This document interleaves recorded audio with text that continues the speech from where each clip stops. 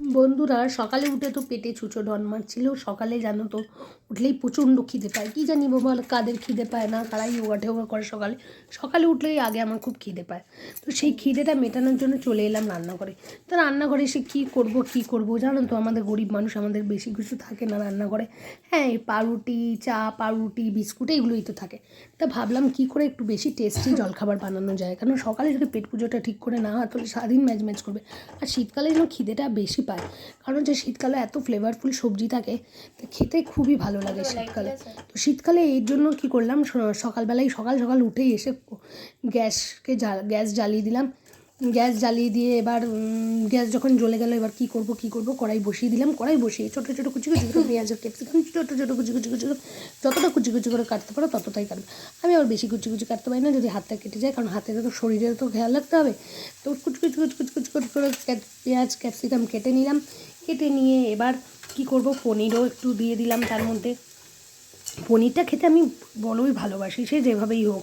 পনির খেলে মনে হয় মানে নিরামিষের দিনে পনিরটা খুবই ভালো। আর জানি না, অনেকের গ্যাস অম্বল হয়, ওই জন্য তার জন্য পনির খাওয়া ভালো। তো পনির যে হোক, যে কোনো কারণেই খাবার জিনিস কোনো কিছুই খারাপ না, মানে অজুহাত পেলেই হলো, খাওয়া যায়, খেতে খুবই সুস্বাদু লাগে। তো পনিরটা দিয়ে দিলাম। এবার পনিরটা দিয়ে দিলাম মহারানি। পনির তো হচ্ছে এই ডিশের মহারানি। পনিরটা পড়ে গেল, পনিরটা কড়াইয়ের মধ্যে দিয়ে দিলাম। এবার কী করব চুচুচু করে নাড়াচাড়া করে নিলাম। নাড়াচাড়া করতে হবে, নাহলে তো পনিরটা ভাজা ভাজা হবে না, তার তো আর দেমাক বেশি, সে তো সাদা ফর্সা, সে তো গোমটা করে হয়ে বসে থাকবে। তো সেই জন্য কী করলাম, পনিরটার মধ্যে একটু নুনও দিয়ে দিলাম। নুন না দিলে কোনো কিছুতে গুণ গাইবে কী করে? যাকেই খাবার খেতে দাও তারা গুণ গাইবে না যতক্ষণ না নুন হবে।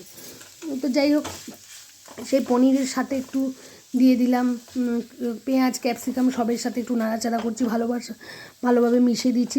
সবাই সবার সাথে ভালোবাসায় মিশে যাক, তাহলে খাবারটা খেতে খুবই টেস্টি হবে। তো দেখো পনিরের মধ্যে এবার কী দিতে হবে, দেখো গয়না তো পরাতে হবে পনির রানিকে, তার জন্য কী করতে হবে, নুন, হলুদ, গুঁড়ো লঙ্কা, যা যা আছে, যা যা সামগ্রী আছে হাতের কাছে সব দিয়ে দিলাম। কেন, পনির এমনই এক জিনিস, যা পরাবে তাতে তাই ভালো লাগে। তো যাই হোক, পনিরের মধ্যে নুন, হলুদ, গুঁড়ো লঙ্কা এসব কিছু দিয়ে দিলাম। আমি আবার ঝাল খেতে খুব ভালোবাসি। তোমরা যারা ঝাল খাও না, যাদের মনে হয় যে ঝাল খেলে পেট নরম হবে কিংবা অন্য কোনো অসুবিধা হবে, তারা নাও খেতে পারো, কিন্তু আমি ঝাল খুবই খেতে ভালোবাসি। খেয়ে তো নি, পরে দেখা যাবে। আসলে খাওয়ার জন্যই তো বেঁচে আছি মনে হয় মাঝে মাঝে আমাদের। অনেকে বলে বাচ্চার জন্য খায়, আমার তো মনে হয় খাওয়ার জন্য বেঁচে থাকা। কেন, এই শীতকালে তো খাওয়াটার লোভটা সংবরণ করাই যায় না। তো যাই হোক, দেখো পনিরটা দেখতে বেশ সুন্দর হয়ে গেছে, রঙটাও কি সুন্দর হয়েছে। এবার আসবে মেন জিনিস, যার পনিরের। এবার দেখো ব্রেড নিলাম, ব্রেড নিয়ে ব্রেডের ওপরে পনিরটা দিয়ে দিলাম। তোমরা চাইলে পনির স্লাইস করেও দিতে পারো, কিন্তু আমার মনে হয় এরকম একটু ভেজে দিলে পনিরের কাঁচা গন্ধটা থাকে না, পনিরের নিজের তো কোনো টেস্ট নেই, সেগুলো ভালো লাগে।